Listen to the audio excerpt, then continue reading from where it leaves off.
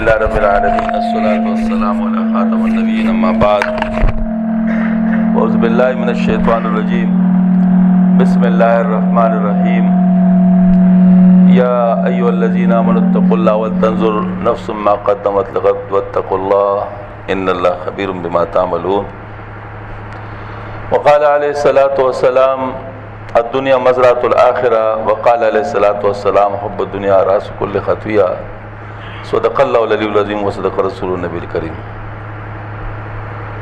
معزز علماء کرام، اساتذہ کرام اور عزیز طلبہ، جب کسی مدرسے میں جاتا ہوں تو میرا دل بڑا خوش ہو جاتا ہے۔ الحمدللہ اپنوں میں آنا یہ بڑی خوشی کی بات ہوتی ہے۔ یہ الگ بات ہے کہ مختلف تشکیلیں ہوتی ہیں، کبھی کوئی دعوت و تبلیغ میں چل رہا ہوتا ہے، کبھی کوئی سیاست کے میدان میں دین کی خدمت کر رہا ہوتا ہے، کبھی کوئی خانقاہ میں بیٹھا ہوتا ہے، کبھی کوئی مدرسے میں درس و تدریس کر رہا ہوتا ہے، کبھی کوئی اسلامی کتابیں تصنیف کر رہا ہوتا ہے۔ الغرض سارے دین کے شعبے اپنے اپنے لحاظ سے بہت اہم ہیں، اور جو بھی اس میں چل رہے ہیں ان کی بڑی قدر کرنی چاہیے۔ اس وقت اس دنیا میں مسلمانوں کو بہت زیادہ سازشوں کے ذریعے سے نیچے گرانے کی کوشش کی جا رہی ہے، اور ہم لوگ میں سے بعض نادانی کی وجہ سے ان کے لیے استعمال ہو جاتے ہیں۔ مطلب یہ ہے کہ وہ جو توڑ لانا چاہتے ہیں اس کے لیے ذریعہ بن جاتے ہیں۔ تو اس وقت نہ سمجھی کا دور نہیں ہے، بہت سوچنے سمجھنے کا دور ہے۔ اس وجہ سے ہمیں اس کے لیے فکر کرنی پڑے گی، اور یہ جو آیات میں نے تلاوت کی یہ بھی اس فکر کی ہے۔ اللہ جل شانہ نے ارشاد فرمایا یا ایھا الذین آمنوا۔ ایک بات یاد رکھنا چاہیے کہ جب اللہ پاک کا یہ خطاب انسان سنے نا، یا ایھا الذین آمنوا، اس پر انتہائی طور پر دل کا خوش ہونا چاہیے۔ وجہ کیا ہے؟ اللہ تعالیٰ نے ہمیں ایمان نصیب فرمایا، الحمدللہ الحمدللہ۔ اگر ایمان نہ ہو تو چاہے ہم کتنے اچھے کام کیے، اگر سارے کے سارے ضائع، کوئی بھی فائدہ نہیں۔ اور اگر ایمان ہو تو تھوڑی سی چھوٹی نیکی بھی کام آئے گی۔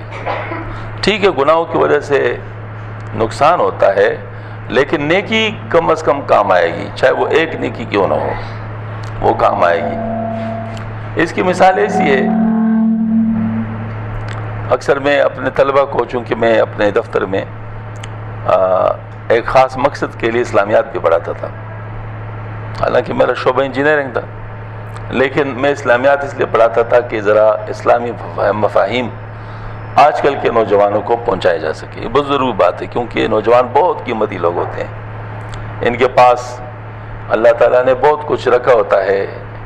اول تو دیکھیں نا، مثال کے طور پر کوئی 20 سال کی عمر میں دین پر آ جائے تو اس کو اگر 60 سال کی عمر ہے تو 40 سال مل رہے ہیں، اور اگر 30 سال کی عمر میں آتے ہیں تو اس کو 30 سال مل رہے ہیں، اگر 40 سال کی عمر میں ہے تو اس کو 20 سال مل رہے ہیں، اگر کوئی 55 سال کی عمر میں ہے تو اس کو 5 سال مل رہے ہیں۔ یہ تو اس کے لحاظ سے بات ہے۔ دوسری بات ہے کہ جو انسان جو جوان ہوتے ہیں ان کی صلاحیتیں بھی جوان ہوتی ہیں، وہ جو کچھ کرنا چاہتے کر بھی سکتے ہیں، چاہے وہ خراب کام کرنا چاہے وہ بھی کر سکتے ہیں، چاہے وہ اچھے کام کرنا چاہے وہ بھی کر سکتے ہیں۔ اس وجہ سے جوانوں کو ہر دینی کام میں بہت اہمیت حاصل ہوتی ہے، اور چونکہ جوانوں کا ذہن بھی سادہ ہوتا ہے، ابھی بہت ساری چیزیں انہوں نے نہیں دیکھی ہوتی، لہٰذا اگر ان کو خیر کی دعوت دی جائے تو نسبتاً جلدی آتے ہیں۔ تو ایک آسان کام بھی ہے، اہم کام بھی ہے، اور اس کی بہت زیادہ ضرورت بھی ہے۔ اس وجہ سے میں نوجوانوں کے لیے اس قسم کے کام کرتا تھا۔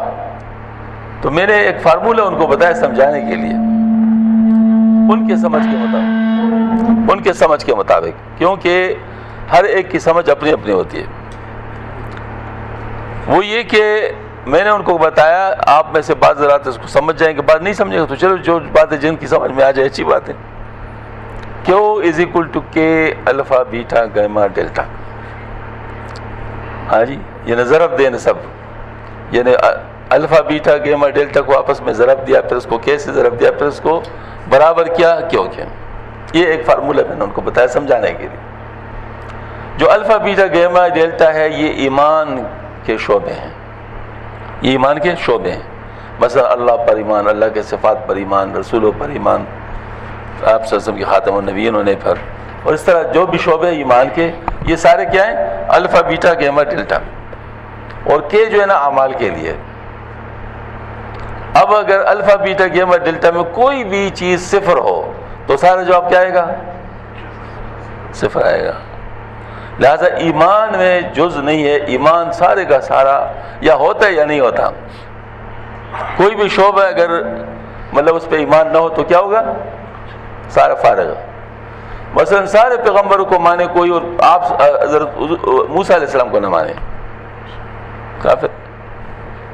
سارے فرشتوں کو مانے، اسرافیل علیہ السلام کو نہ مانے، کافر. سارے کتابوں کو مانے، زبور کو نہ مانے، کافر.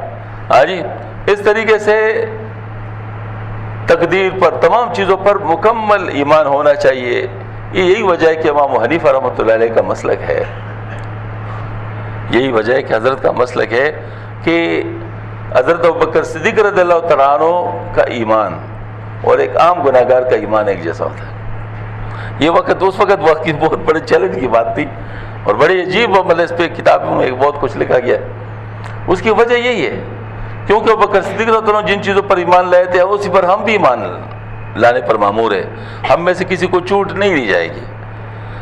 جن باتوں، ہاں ایمان کی قوت میں فرق ہے، ایمان کی قوت میں فرق. مثال کے طور پر دیکھو، میرے بھی 2 ہاتھ ہیں، 2 پاؤں ہیں، آنکھیں 2، اس طرح زبان ہے، تمام چیزیں میرے بھی موجود ہیں. اور ایک بہت ہٹے کٹے تگڑے آدمی کے بھی موجود ہوتے ہیں، اور انتہائی بہت کمزور جس کی سانس صرف چل رہی ہے اس کے بھی موجود ہوتے ہیں. اب یہ ہے کہ ہم میں سے ہر ایک زندہ ہے، ہم میں سے ہر ایک زندہ ہے، لیکن ہر ایک کی زندگی قوت وہ نہیں ہے. ہر ایک کی اپنی اپنی ہے. کسی کا نظر 6/6 ہے، کسی کی نظر 6/12 ہے، کسی کی نظر اور بھی کم ہے. اس طرح سوچنے کا انداز، تمام کام کرنے کا انداز ہر ایک کا اپنا اپنا ہے. تو ایمان کی قوت میں تو فرق ہوتا ہے، ایمان کی قوت میں تو فرق ہوتا ہے، لیکن ایمان کے تعریف میں فرق نہیں ہوتا. ایمان سب کا ایک ہی ہوتا ہے، ایمان سب کا ایک ہوتا ہے. تو لہٰذا جس وقت ہم ایمان یا ایھا الذین آمنوا کی بات سنیں نا، صحیح بات ہے، دل خوشی سے بھرنا چاہیے. اللہ تیرا شکر ہے کہ ہمیں تو نے ایمان عطا فرمایا، الحمدللہ. اور اس پہ ہم نے کوئی محنت بھی نہیں کی. ہم نے ایمان پر کیا محنت کی ہے؟ اللہ تعالیٰ نے ماں کی گود میں ہم ایمان عطا فرمایا ہے. جب ہم پیدا ہوئے اللہ کا شکر ہے ہمارے کان میں اذان دی گئی. ہاں جی، جب ہم تھوڑے سے 6-7 دن کے ہوئے تو ہمارا نام اسلامی رکھا گیا. ہاں جی، پھر بڑے ہو گئے اللہ کا نام سکھایا گیا، اور پھر چلتے رہے. ماشاءاللہ آہستہ آہستہ آہستہ ہمیں دین کی باتیں بتائی گئیں، قرآن پاک پڑھنے کی توفیق عطا فرمائی گئی، سیکھنے کی توفیق عطا فرمائی گئی. اور ماشاءاللہ یہ ساری چیزیں جو چل رہی ہیں یہ سب اللہ تعالیٰ کا فضل اور رحمت ہے. اگر اللہ کا فضل و شامل حال نہ ہوتا تو یہ چیزیں ہمارا کوئی حق نہیں تھا. ہم کیا کہہ سکتے؟ یہ جو کافر بڑے بڑے یعنی افسر ہیں یا بڑے بڑے سائنسدان ہیں یا بڑے بڑے ذہین لوگ ہیں لیکن ہے کافر. ہاں جی، اب اندازہ کر لیں کیا حیثیت ہے ان کی. بالکل بس اس دنیا تک ہے. اگر ان کا نام بھی ہے تو اس دنیا تک ہے. جو انہوں نے اچھے کام کیے ان کا صلہ ان کو دنیا میں مل جائے گا. یہ جو ان کے نام وغیرہ یہ بھی ان کے کاموں کے صلے میں ہے. لہذا جب یہ ان کا وقت پورا ہو جائے گا بس اس کے بعد پھر پٹائیے اللہ تعالیٰ بچائے. تو اس وجہ سے اللہ تعالیٰ کا بہت ہم شکر ادا کرتے ہیں. اللہ تیرا بہت شکر ہے کہ تو نے ہمیں ایمان کی دولت نصیب فرمائی ہے. سب سے دنیا کے اندر جو عزیز ترین چیز ہے جس کے بغیر کوئی کام ہم نہیں کر سکتے صحیح، وہ ہدایت ہے. وہ کیا ہے؟ ہدایت ہے. اور اللہ جل شانہ نے ہمیں سورہ فاتحہ کے اندر اس کا مکلف کر دیا، یہ ہم پر واجب کر دیا گیا کہ ہم ہر رکعت کے اندر اللہ سے مانگیں. ہاں امام اگر ہماری طرف سے مانگے تو پھر ہم آمین ہی کہیں گے. ہاں جی، لیکن بہرحال ہم ہر شخص جو ہے نا وہ ہر رکعت کے اندر یہ سورہ فاتحہ پڑھتے ہیں اور اس میں اللہ تعالیٰ سے ہم مانگتے ہیں اللہم اہدنا الصراط المستقیم. ہاں جی، صراط الذین انعمت علیہم غیر مغضوب علیہم ولا الضالین. یہ بلاغت کی انتہا ہے. اللہ تعالیٰ کے کلام میں جتنی بلاغت ہے انسان سوچ بھی نہیں سکتا. میں آپ کو اس کی ایک عجیب بات بتاؤں. دیکھو نا، ہم چونکہ عجم ہیں، ہم عجم ہیں، ہم لوگ عرب نہیں ہیں، لیکن اللہ پاک نے ہمیں ایک نعمت دی، اور وہ یہ کہ ہمیں اللہ پاک نے عربی قرآن اور حدیث کی صورت میں دکھائی ہے. ہمیں اللہ تعالیٰ نے عربی قرآن اور حدیث کی صورت میں دکھائی ہے. عام عربی کی صورت میں ہم نہیں جانتے، اس سے ناواقف. لہذا آپ جب کبھی سعودی عرب جاتے ہوں یا کسی اور عرب ملک میں جائیں، وہ جب آپس میں بولتے ہیں تو ہم لوگ حیران ہوتے ہیں کہ پنس کر کیوں بول رہے ہیں. وہ رواں بولنے والی چیز نہیں ہوتی. تو میں نے جب اس پہ غور کیا تو اس کی وجہ یہ سامنے آئی کہ چونکہ ہم عادی قرآن کے ہیں. ہم نے عربی اگر پڑھی ہے تو کس چیز میں پڑھی ہے؟ قرآن میں پڑھی ہے یا حدیث میں پڑھی ہے؟ اب حدیث بھی سبحان اللہ آپ صلی اللہ علیہ وسلم کے الفاظ ہیں، تو اس میں بھی بلاغت بہت زیادہ ہے، اور اللہ تعالیٰ کی کتاب میں تو بہت زیادہ بلاغت اور بہت زیادہ روانگی ہے، بہت زیادہ روانگی ہے. تو یہ جو روانی قرآن میں ہے اور حدیث میں ہے، یہ کسی عام عربی میں تو نہیں ہو سکتا نا. ایک بزرگ گزرے حضرت عبدالعزیز دبار رحمۃ اللہ علیہ، بہت بڑے بزرگ گزرے، اتنے پرانے نہیں ہیں، مراکش میں بزرگ گزرے. ان سے ایک بہت بڑے محدث بیعت ہوئے. ان کی بیعت ہونے کی وجہ بڑی عجیب ہے. ہوا یہ کہ انہوں نے اس کا امتحان کیا، اپنے حضرت عبدالعزیز دبار رحمۃ اس کا پہلے امتحان دیا. کیسے امتحان لیا؟ ایک فقرہ بنایا جس میں الفاظ کچھ قرآن سے لیے، کچھ حدیث سے لیے، کچھ حدیث قدسی سے لیے، کچھ عام عربی سے لیے، اور اس کا ایک فقرہ بنا دیا. وہ فقرہ عام کو فقرہ لگتا تھا، قرآن کا فقرہ کیونکہ اس میں الفاظ مختلف تھے تو وہ لے لیا. پھر کیا ہوا کہ وہ حضرت کے سامنے رکھتے، حضرت یہ کیا ہے؟ حضرت نے اس پہ غور کیا تو جو قرآن تھا اس پہ ہاتھ رکھے، یہ تو قرآن ہے. جو حدیث تھا اس پہ ہاتھ رکھے، یہ تو حدیث ہے. اور جس کو کہتے ہیں حدیث قدسی، اس پہ ہاتھ رکھا. نہیں جانتا وہ، چونکہ ان پڑھ دے، میں یہ تو نہیں جانتا نہ قرآن ہے نہ حدیث ہے، درمیان میں کوئی چیز ہے. نہ قرآن ہے نہ حدیث ہے، درمیان میں کوئی چیز ہے. اور عربی والے حصے پہ ہاتھ رکھا، دیکھا یہ کچھ بھی نہیں ہے، یہ کچھ بھی نہیں. اب وہ محدث بڑے حیران ہو گئے کہ میں نے تو اس کو ایسے جمع کیا تھا کہ اس کا تو صحیح بات ہے کہ جس کو یہ معلوم نہ ہو ترکیب تو کیسے معلوم کر سکتا ہے. میں کہا حضرت آپ نے صحیح تو کہا ہے، لیکن یہ مجھے نہیں معلوم کہ آپ نے کیسے صحیح کہا، مطلب آپ کو کیسے پتہ چلا؟ انہوں نے کہا بھائی بات یہ کہ مجھے یہ تو پتہ نہیں کہ تم نے کیسے لکھا تھا، مجھے تو قرآن کے نور کا بھی پتہ ہے، حدیث کے نور کا بھی پتہ ہے. تو میں نے دیکھا کہ جس جگہ سے قرآن کا نور آ رہا تھا تو قرآن تھا، اور جس سے حدیث کا نور آ رہا تھا تو حدیث تھا. اب درمیان ایک جگہ پر قرآن کا بھی نور تھا، حدیث کا بھی نور تھا، درمیان میں تھا. تو میں نے کہا کہ یہ کیا چیز ہے؟ میں نے آپ سے پوچھا تو آپ نے کہا اس کو حدیث قدسی کہتے ہیں. اچھا، اور یہ جو جس کو یہاں پر میں نے کہا کچھ بھی نہیں، اس میں کچھ بھی نور نہیں ہے. تو اس سے پتہ چلا کہ اصل جو بات ہے کیا ہے، یہ اللہ پاک نے قرآن کے اندر جو رکھا ہے بلاغت، تو کیا ہے؟ اہدنا الصراط المستقیم صراط الذین انعمت علیہم غیر المغضوب علیہم ولا الضالین. کتنا بڑا مضمون، کیسے روانی کے ساتھ اور کیسے آسانی کے ساتھ ہمیں بتایا گیا. کیا ہے؟ اے اللہ ہمیں سیدھا راستہ عطا فرما، سیدھا راستہ ان لوگ جن پر تو نے انعام کیا ہے، نہ کہ وہ جن پر غصہ ہے تیرا، نہ کہ وہ جو کہ گمراہ ہو چکے. اب دیکھ لیں پھر قرآن کے بعض آیات کی تشریح کرتے ہیں. تو ایک جگہ فرمایا کہ جن پر انعام ہوا ہے وہ انبیاء ہے، صدیقین ہے، شہداء ہے اور صالحین ہے. تو انبیاء، صدیقین، شہداء اور صالحین جو ہے ان کا راستہ ہمیں بتایا گیا. تو اب یہ ہمارے بزرگ فرماتے ہیں انبیاء وہ تو تشریف لے گئے، اپنا کام کر کے تشریف لے گئے، اب کوئی نبی آنے والا نہیں ہے. لہٰذا نبی کا راستہ تو ہے لیکن نبی اب نہیں آئے گا. اور باقی نبی ان کا وقت تو گزر گیا اپنے اپنے زمانوں کے حساب سے، ایمان تو ان پہ لانا ہے، لیکن بات ماننی کن کی؟ آپ صلی اللہ علیہ وسلم کی، آپ صلی اللہ علیہ وسلم کی۔ ایک دفعہ حضرت عمر رضی اللہ تعالیٰ قرآن پاک کو تورات کی تلاوت کر رہے تھے، تو آپ صلی اللہ علیہ وسلم اور حضرت ابوبکر صدیق رضی اللہ عنہ کا گزر ہوا، تو آپ صلی اللہ علیہ وسلم کے چہرے مبارک پر ایک تغیر کا اثر آ گیا۔ حضرت ابوبکر صدیق رضی اللہ عنہ عمر رضی اللہ عنہ کے جگری یار تھے، دوست تھے۔ اب کیسے ایک بات میں برداشت کر کے اس کے دوست کو نقصان ہو رہا اس کو برداشت کر لے؟ تو اصل دوست یہ ہوتی ہے کہ دوست کو مصیبت سے نکال دیا جائے، پریشانی سے نکال دیا جائے، نہ کہ اس کے غلط چیز کو یہ سپورٹ کیا جائے۔ خیر بکر صدیق رضی اللہ عنہ بھی گھبرا گئے، اور اس گھبراہٹ میں عمر رضی اللہ عنہ سے کہا، اے عمر تیری ماں تجھے روئے، تو دیکھ نہیں رہے آپ صلی اللہ علیہ وسلم کے ساتھ کیا ہو رہا ہے؟ جب انہوں نے آپ صلی اللہ علیہ وسلم کے چہرے کو دیکھا تو بہت پریشان ہو گئے، کیونکہ چہرے پہ ناراضگی کے آثار تھے۔ اب ان کے لیے تم آپ صلی اللہ علیہ وسلم کی آپ صلی اللہ علیہ وسلم کی رضا زندگی و موت کا سوال تھا۔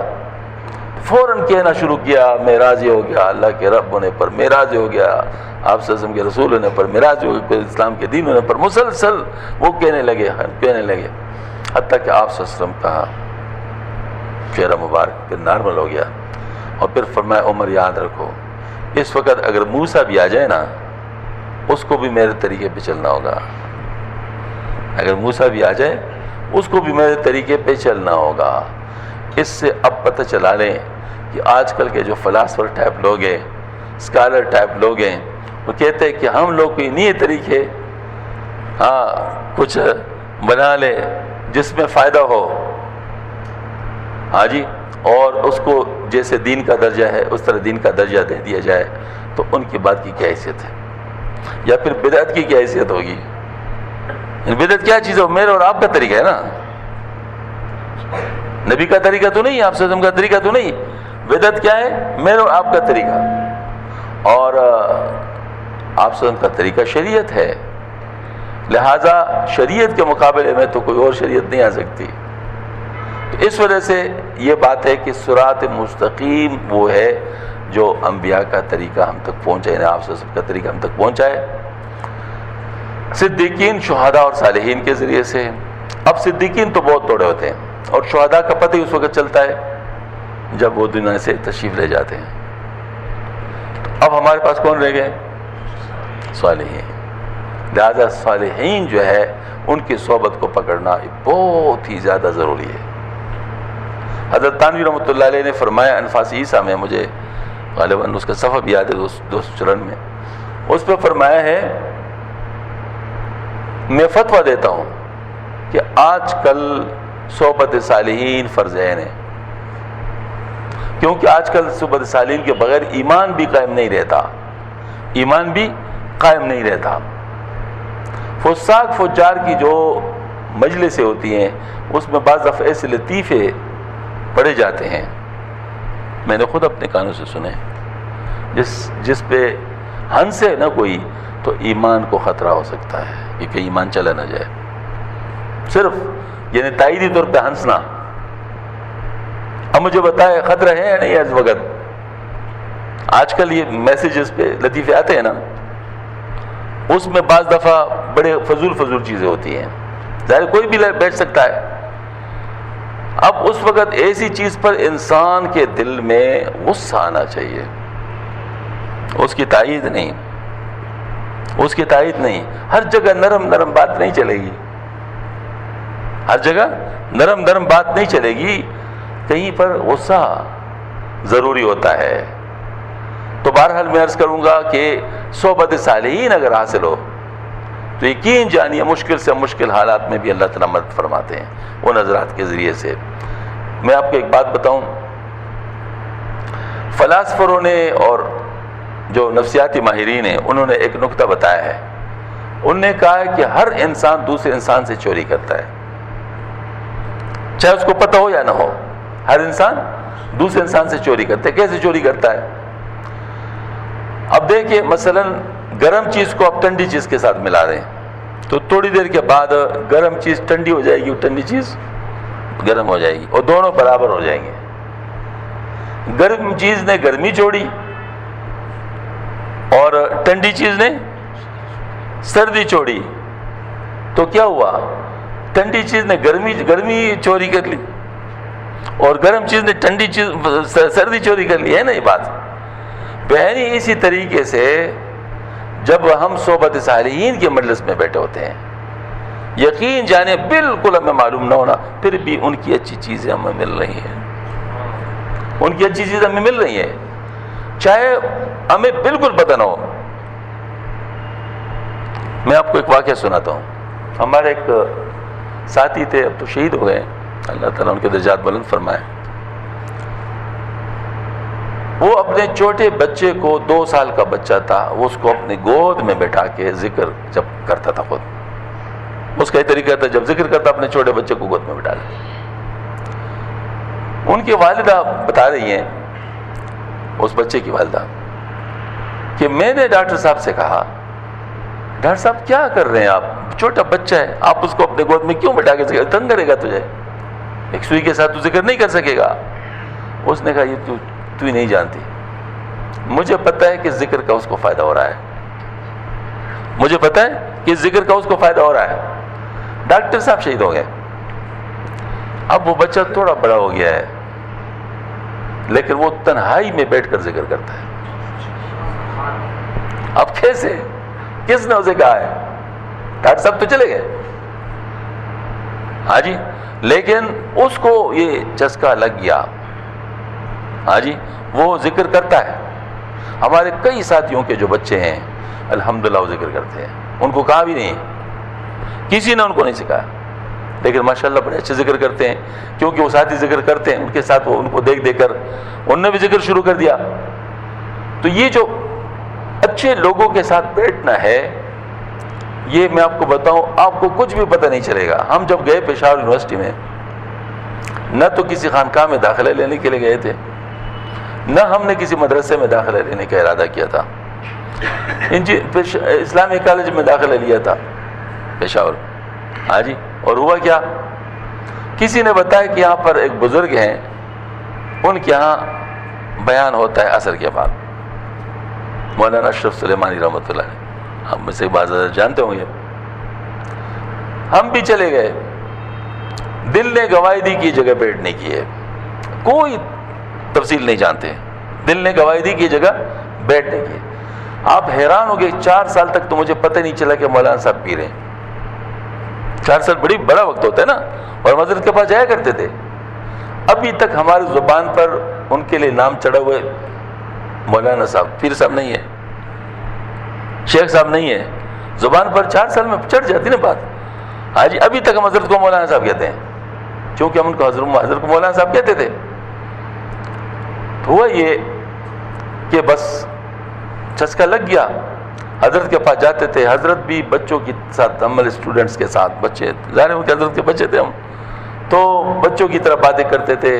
شام کو جب بات چیت سن کے ہم چاہتے تو حضرت پوچھتے چھٹی، تو ہم کہتے جی ہاں، مل گئی گٹی، اچھا ہم سر بست رہو، ہم بھی ہنس پڑتے، حضرت بھی مسکرا کے واپس کر دے۔ یہی طریقہ تھا حضرت کا۔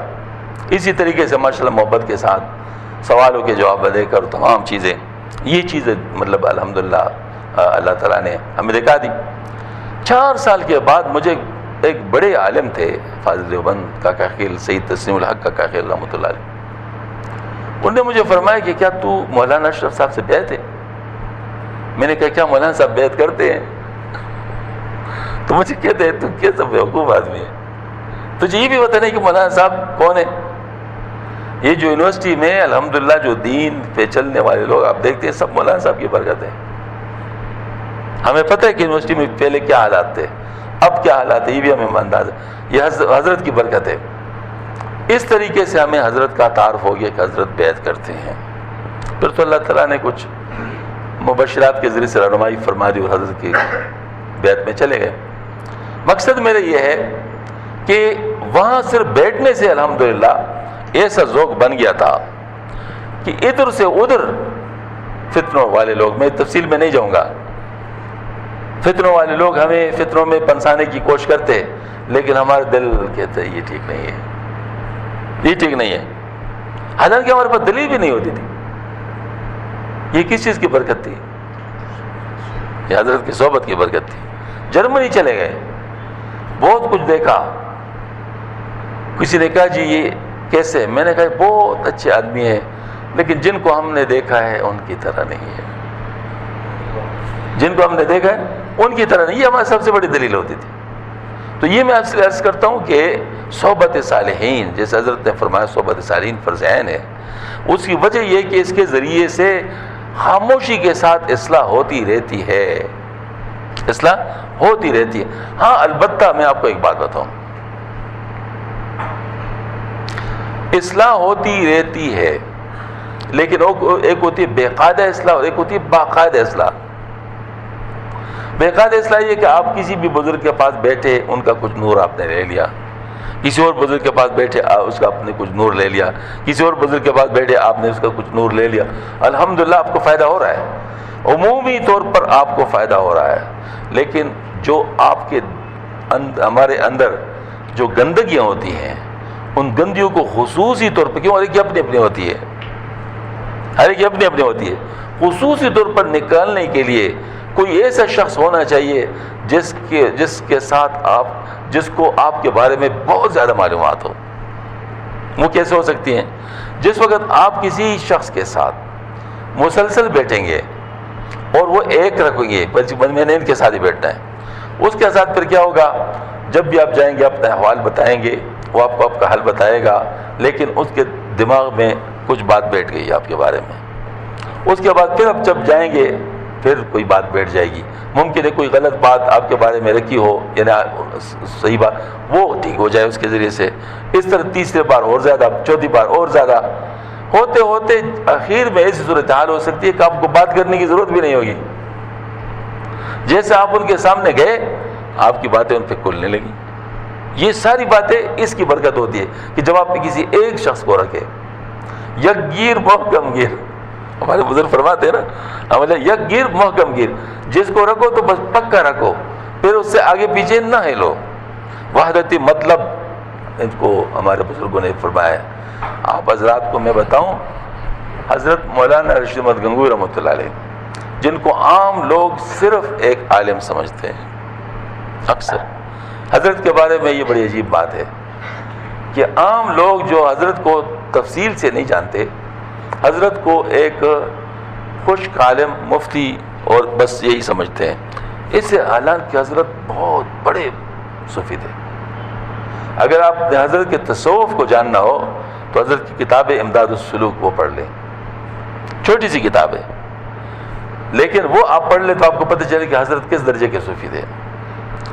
حضرت نے وحدت مطلب کے ذیل میں لکھا ہے, اب سنیں ذرا اچھی طرح, وحدت مطلب کے ذیل میں لکھا ہے, فرمایا دیکھو جس طرح اللہ ایک ہوتا ہے اور ہمارا آخری نبی ایک ہے, آپ صلی اللہ علیہ وسلم, کعبہ ایک ہے, ہاں جی, قرآن ایک ہے, اسی طرح شیخ بھی ایک ہوتا ہے, اس طرح شیخ بھی ایک ہوتا ہے.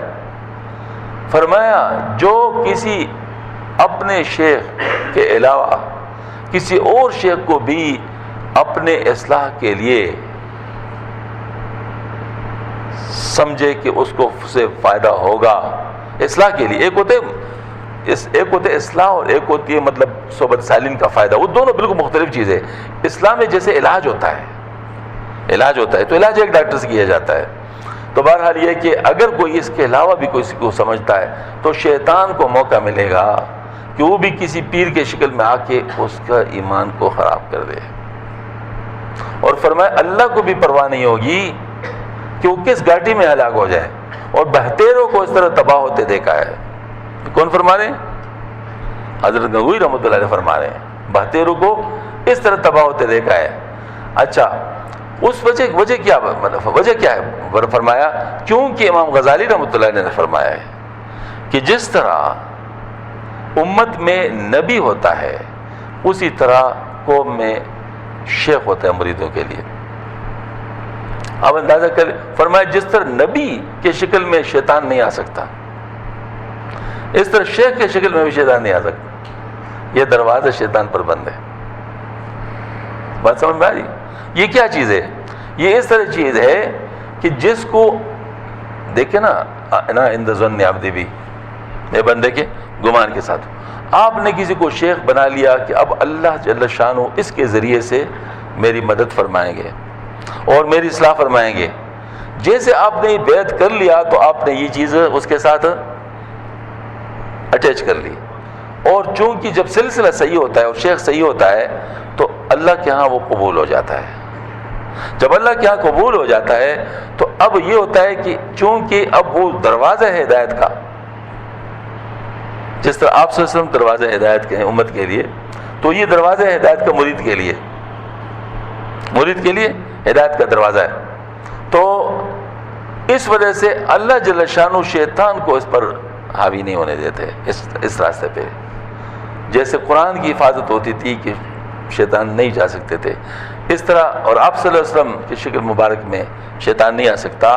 اسی طریقے سے کہ جس کا شیخ ہوتا ہے اس کے شکل میں شیطان نہیں آ سکتا.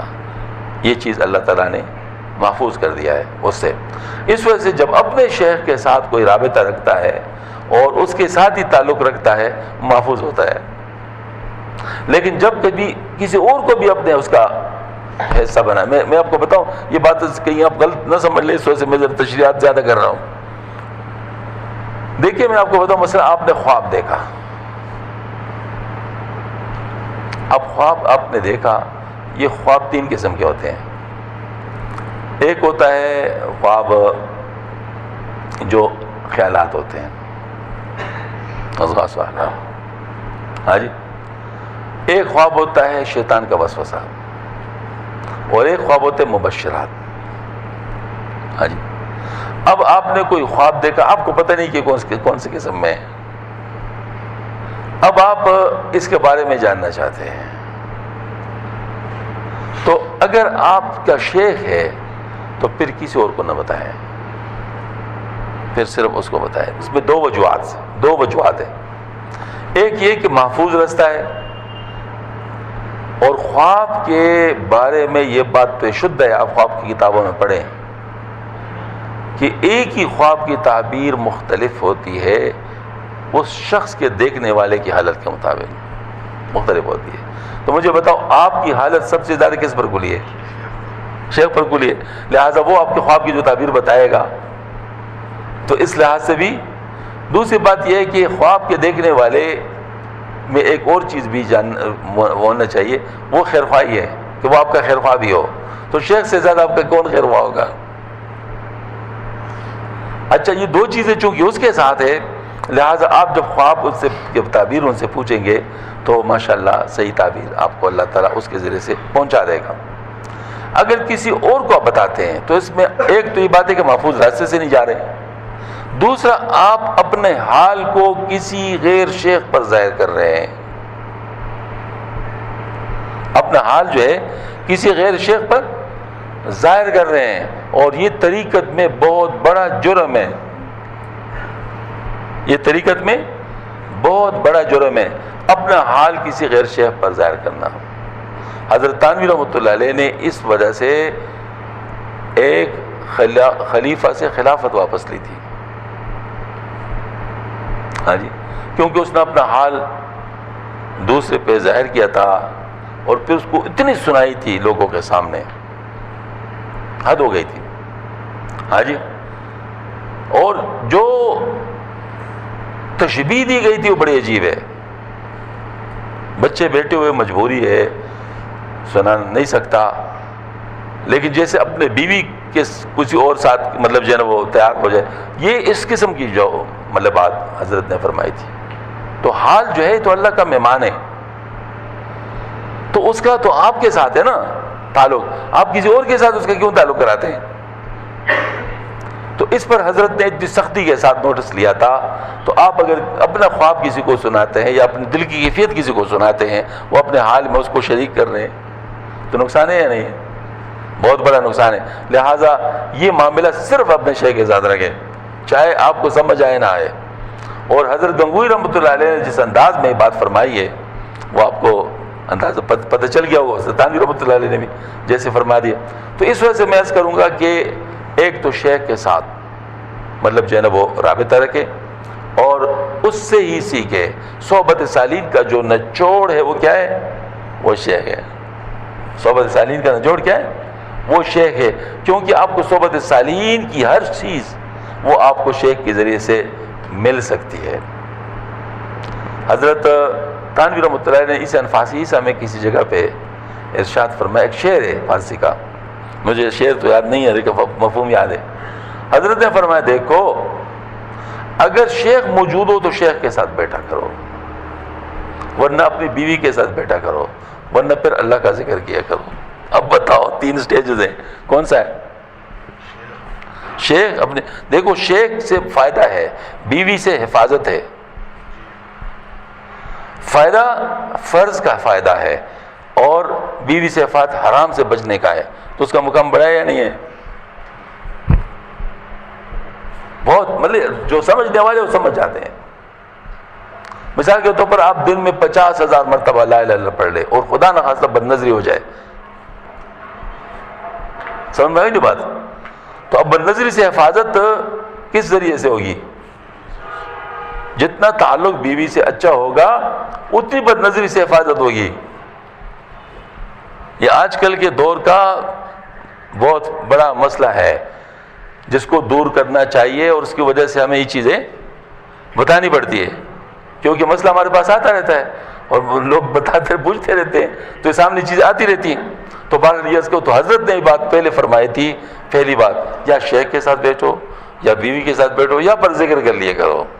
اب اگر آج کل کے دور میں کسی کو کہ ذکر کا 3 درجہ ہے تو لوگ مارنے کو توڑیں گے یہ کیا کر رہا ہے، مطلب ذکر کا 3 درجہ کیسے ہوا؟ حالانکہ یہ ذکر مستحب ہے. یہ جو ذکر ہم کر رہے ہیں کیا ہے؟ جو اضافی ذکر ہم کر رہے ہیں کیا ہے؟ مستحب ہے. حرام سے بچنا فرض، اور فرض تو فرض ہی ہے، اپنی اصلاح فرض ہے اور حرام سے بچنا بھی فرض ہے. بہرحال میں عرض کر رہا تھا کہ صحبت صالحین بہت زیادہ اہم ہے. تو اللہ پاک نے فرمایا اہدنا الصراط المستقیم صراط الذین انعمت علیہم غیر المغضوب علیہم ولا الضالین، راستہ ان لوگوں کا جن پر تیرا غصہ ہے وہ نہیں، اور راستہ ان لوگوں کا جو گمراہ ہو چکے ان کا بھی نہیں. حضرت مفتی شفیع صاحب رحمۃ اللہ علیہ نے ایک عجیب نقطہ اس سورہ فاتحہ اور سورہ بقرہ کی ابتدا کے ساتھ ایک نقطہ واضح کیا ہے اپنے تفسیر معارف القرآن میں. فرمایا کہ دیکھو سورہ فاتحہ میں رجال اللہ کا تعارف ہے، رجال اللہ کا تعارف ہے کیونکہ انبیاء صدیقین شہداء اور صالحین کیا ہے؟ رجال اللہ ہے. ان کے پیچھے چلنے کی ترغیب ہے دعا کی صورت میں، یعنی اگرچہ ہم دعا سکھائی جا رہی ہے لیکن اس میں کیا سکھایا جا رہا ہے کہ ان کے پیچھے رہو، یہ ترغیب ہے نا. اچھا، اور ہدایت کو اس میں منحصر سمجھا گیا ہے، بتایا گیا اہدنا الصراط المستقیم، ہدایت کو اس میں منحصر بتایا گیا. اور آگے جو آیت مبارکہ سورہ بقرہ کا ہے الف لام میم ذالک الکتاب لا ریب فیہ ھدی للمتقین. الف لام میم کا معنی تو اللہ کے رسول کو ہی پتہ ہو سکتا ہے. ذالک الکتاب لا ریب فیہ، یہ عظیم الشان کتاب ہے جس میں کوئی شک نہیں، ھدی للمتقین، یہ پرہیزگاروں کے لیے ہدایت ہے. اچھا، ہدایت اب یہاں کس کے میں بتایا گیا؟ کتاب کے ساتھ، کتاب کے ساتھ.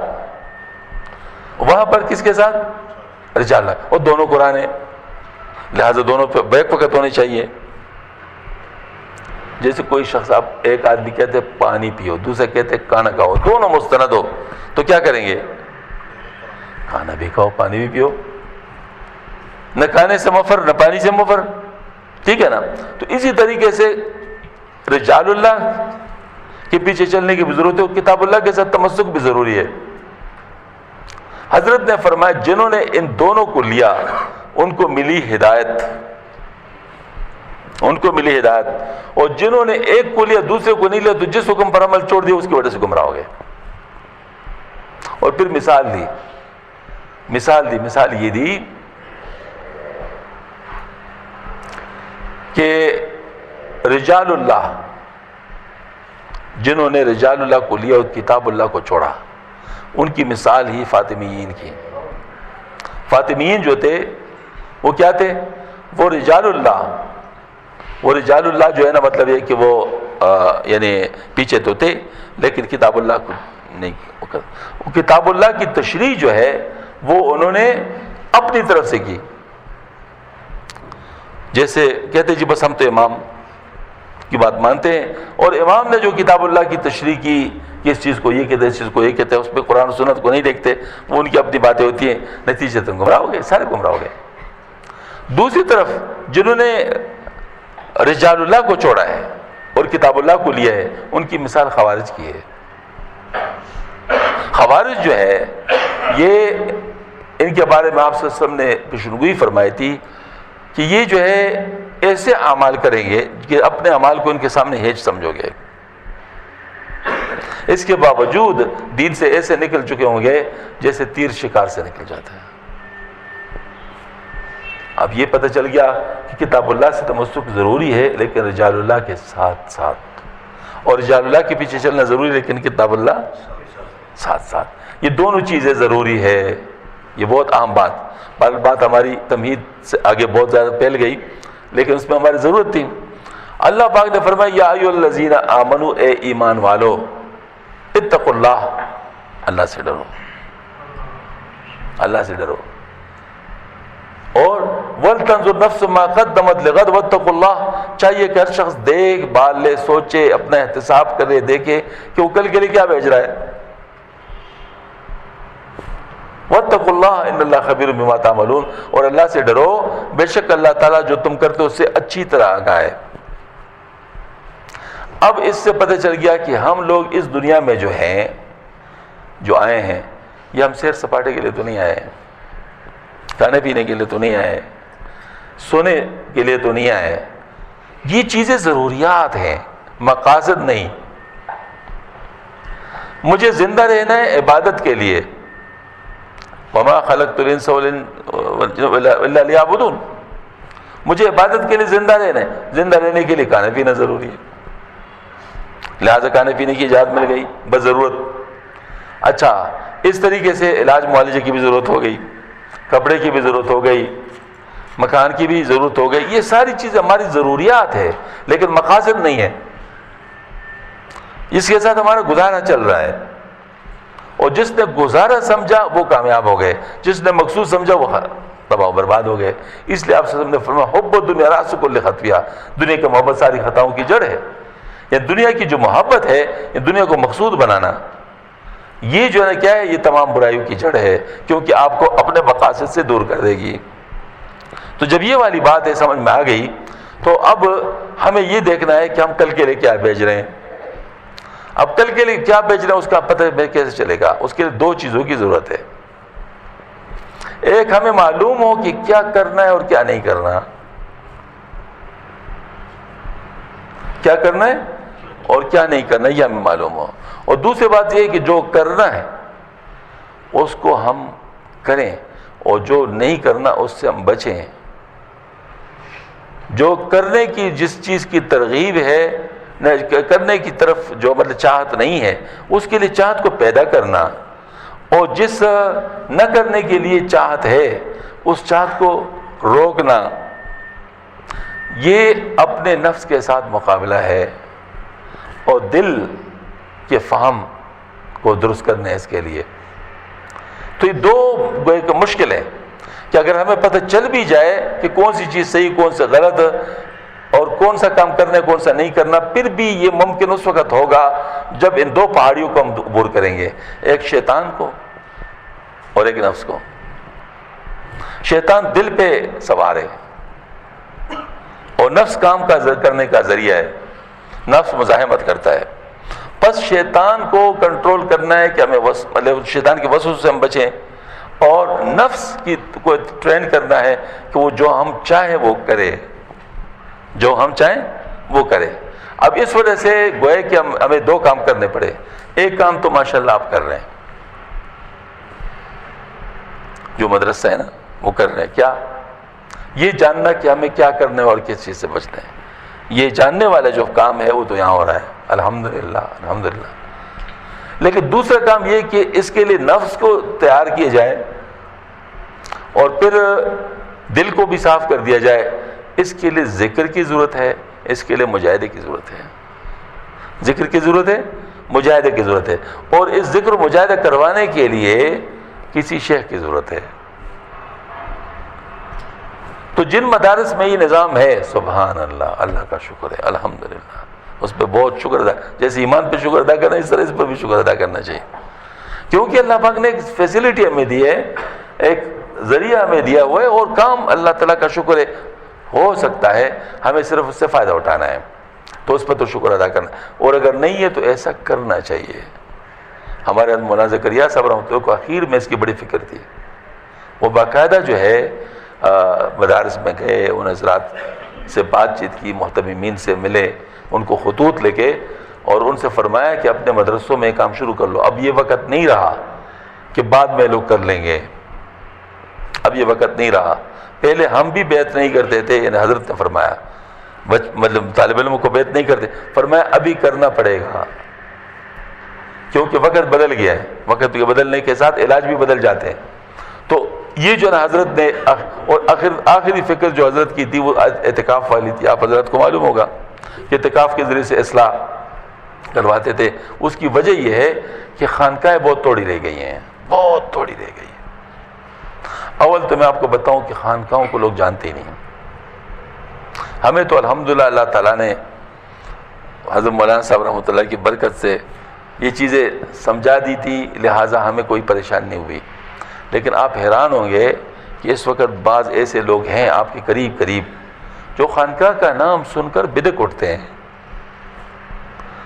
جیسے کہ نعوذ باللہ من ذالک کوئی غلط چیز کا اڈا ہو، ایسا مطلب وہ سوچتے ہیں۔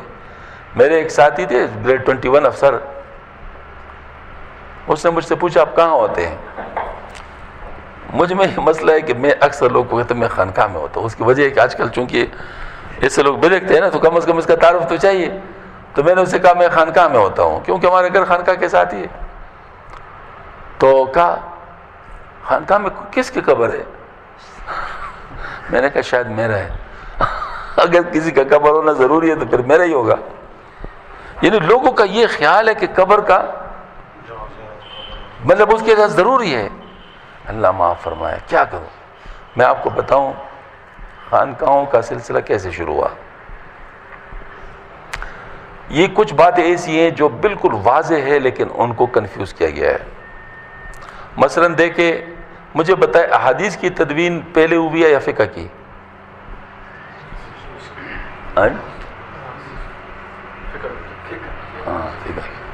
فقہ کی تدوین ہوئی، فقہ کی پہلے ہوئی ہے۔ کچھ لوگ اعتراض کرتے فقہ کہاں سے آ گیا،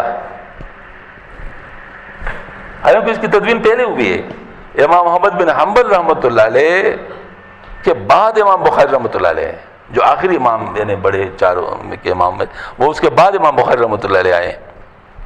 تو امام بخاری رحمۃ اللہ کی کتاب تو اصح الکتاب بعد کتاب اللہ ہے، اور یہ فقہ کا جو کام ہے کچھ بھی نہیں۔ آج کل ایسا ہے نا، میں آپ کو ایک بات بتاؤں، بہت سارے لوگوں نے مشہور کیا کہ جو فقہ ہے یہ شرک ہے، کیونکہ یہ حضور صلی اللہ علیہ وسلم کو چھوڑ کر امام ابو حنیفہ کو لے رہے ہیں، یا امام شافعی کو لے رہے ہیں، یا امام مالک امام محمد بن حنبل رحمۃ اللہ کو لے رہے ہیں۔ میں حیران ہوتا ہوں ان لوگوں کے ذہنوں پر، اللہ تعالیٰ عقل سلیم عطا فرما دے۔ دیکھو میں آپ کو بتاؤں فقہ کس طرح بنی ہے، موٹی سی بات کر رہا ہوں، زیادہ تفصیلات میں نہیں جاؤں، کیونکہ ماشاء اللہ مدرسے میں بیٹھے ہوئی چیزیں یہاں پڑھائی جاتی ہیں، لیکن ممکن ہے کچھ ایسے حضرات بھی ہیں جو ان چیزوں کو جاننا چاہتے ہو۔ دیکھو آپ صلی اللہ علیہ وسلم نے فرمایا ما انا علیہ صحابی، یہ فرمایا۔ اچھا، اس کا مطلب ہے کہ اپنے ساتھ صحابہ کو شریک کر لیا۔ کیوں شریک کیا؟ کیونکہ آپ صلی اللہ علیہ وسلم ایک فرد ہیں، آپ صلی اللہ علیہ وسلم مرد ہیں، عورت نہیں۔ آپ صلی اللہ علیہ وسلم شہری دیہاتی نہیں ہیں، آپ صلی اللہ علیہ وسلم اعلیٰ خاندان سے کم خاندان سے نہیں۔ اس طرح آپ صلی اللہ علیہ وسلم کی اپنی ایک انفرادیت ہے۔ اب اگر صرف آپ صلی اللہ علیہ وسلم ہو، صرف سنت ہو، تو مجھے بتائیں کہ اگر عورتیں کہتے کہ ہمارے لیے کوئی نمونہ نہیں تو پھر کیا کہیں گے آپ؟ اور آج کل ایسا کہہ بھی دیتے ہیں، مطلب آج کل کے حالات کو اگر دیکھیں، اگر عورتیں کہتے ہمارے لیے تو کوئی نمونہ نہیں، ہم تو آزاد ہیں، تو اللہ آپ صلی اللہ علیہ وسلم نے اپنے ساتھ صحابہ کو شامل کیا کہ صحابہ کی تربیت میں نے کی ہے، اب جس طریقے پہ میں ہوں، جس طریقے پہ صحابہ ہے تو وہ کامیاب ہیں۔ تو اب صحابہ کرام میں مرد بھی آ گئے، عورتیں بھی آ گئیں، ان میں دیہاتی بھی آ گئے، شہری بھی آ گئے، ان میں بہت اعلیٰ خاندان کے غلام بھی آ گئے، ان میں بڑے سادہ اور بہت ذہین بھی آ گئے، یعنی ہر مکتب فکر کے حضرات صحابہ کرام میں موجود ہے، اس لیے ہر ایک کے لیے نمونہ موجود ہے۔ ایک بات تو یہ سمجھ لیں۔ دوسری بات، صحابہ کرام اخلاص کے ساتھ کچھ باتوں میں اتفاق کرتے تھے آپس میں، اور کچھ میں اختلاف کرتے تھے اخلاص کے ساتھ، اور ان کا وہ اختلاف مقبول اختلاف تھا، مقبول کیونکہ نفس اس میں نہیں تھا شامل، اللہ کے لیے تھا۔ اور اس اختلاف میں یہ ہو سکتا ہے بکر صدیق رضی اللہ عنہ، عمر رضی اللہ عنہ میں اختلاف ہو، عثمان رضی اللہ عنہ، علی رضی اللہ عنہ میں اختلاف ہو، عبد الرحمن بن عوف رضی اللہ عنہ، عبداللہ بن مسعود، یہ ممکن تھا، لیکن اختلاف کے باوجود ایک دوسرے کے دوست، جگری دوست، اور ماشاءاللہ یہ اخلاص تھا۔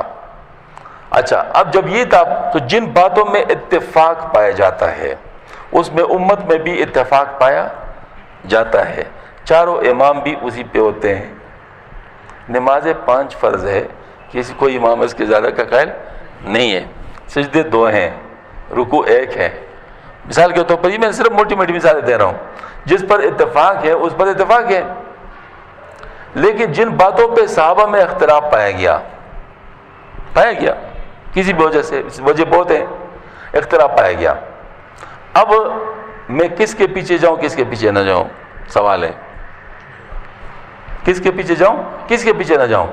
اب اگر میں خود فیصلہ کروں کہ کسی ایک کے پیچھے بھی جا سکتا ہوں، تو اس میں جو مجھے مشورہ دے رہا ہے وہ میرا نفس ہے، تو میں اپنے نفس کے لیے کسی کو لے رہا ہوں کسی کو چھوڑ رہا ہوں، تو یہ تو مقبول نہیں ہے۔ لیکن اگر میں اپنی بات کو کسی جاننے والے پہ چھوڑ دوں، جو مجھ سے زیادہ جانتا ہو نمبر 1، جو مجھ سے زیادہ متقی ہو نمبر 2، جو مجھ سے زیادہ سمجھدار ہو نمبر 3، اور سب سے بڑی بات یہ قریب ہے آپ صلی اللہ علیہ وسلم کے دور کے، خیر امتی کرنی ثم الذین یلونہم ثم الذین، اب اس کی بات پہ اب دیکھیں، جب یہ قرون اولیٰ کے جو حضرات ہیں انہوں نے جب فیصلہ کر لیا، مجھے بتاؤ قرون فتنہ والے اس کو کیسے دور کر سکیں گے؟ فتنہ کا دروازے کو کھولنا یا نہیں کھولنا؟